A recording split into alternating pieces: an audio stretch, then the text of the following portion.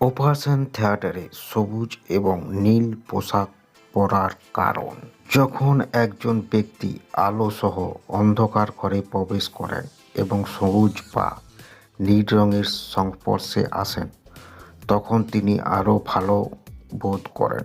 ডাক্তাররাও operation থিয়েটারে এই প্রক্রিয়া অতিক্রম করেন।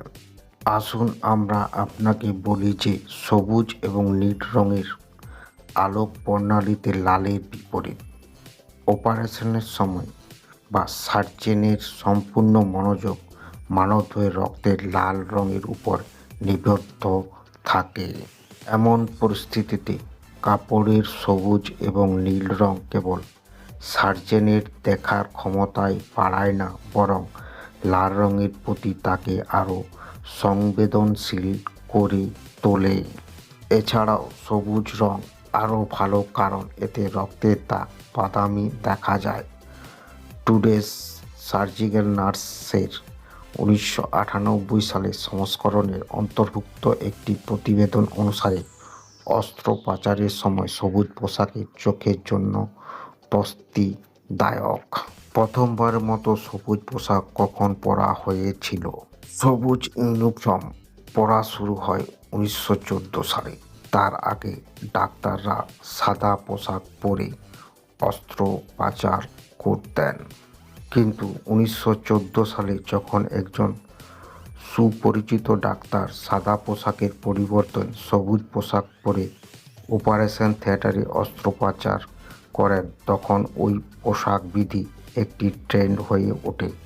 এরপর অস্ত্রোপচারের সময় ডাক্তাররা সবুজ এবং নীল পোশাক পরা শুরু করেন।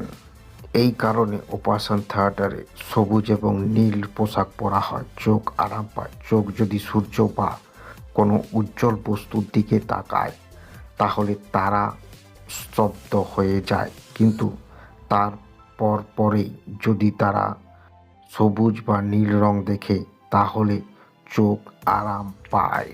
নীল সবুজ রঙের চোখের ক্ষতি করে না। বৈজ্ঞানিক দৃষ্টিকোণ থেকে দেখলে সবুজ বা নীল রং চোখের জন্য ততটা ক্ষতিকারক নয় যতটা লাল এবং হলুদ রং করে। সবুজ এবং নীল রং চোখের জন্য ভালো বলে মনে করা হয়। এই কারণে হাসপাতালের পর্দা থেকে শুরু করে কর্মীদের পোশাক এবং মুখোশ সবকিছু সবুজ এবং নীল রঙের, যাতে সেখানে বসবাসকারী রোগীদের চোখ কিছুটা বিশ্রাম পায়। এটি মানসিক চাপ থেকে মুক্তি দেয়। মানসিক চাপ থেকে মুক্তি দেয়। কখনো কখনো ডাক্তাররা ক্রমাগত রক্ত এবং মানবদেহের অভ্যন্তরীণ অঙ্গগুলির দিকে তাকিয়ে মানসিক চাপে পড়তে পারেন। এমন পরিস্থিতিতে সবুজ এবং নীল রঙের পোশাক পরলে তাদের মানসিক চাপ কমে। এই রঙগুলো মানসিক অবস্থায় শান্ত রাখে, যা ডাক্তারদের তাদের কাজে সম্পূর্ণ মনোনিবেশ করতে সাহায্য করে।